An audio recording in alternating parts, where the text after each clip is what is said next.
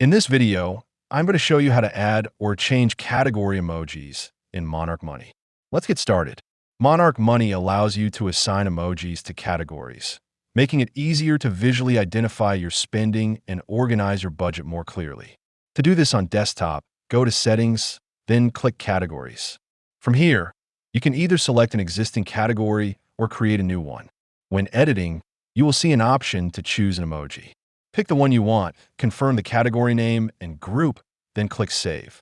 You can also update emojis for default categories, and any changes will automatically apply across your transactions and budgets. Using emojis helps you quickly recognize categories at a glance, especially when reviewing your expenses.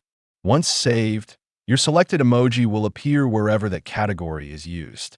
If you want to support our channel, feel free to use our affiliate link in the description below. Thanks for watching, and I will see you in my next video.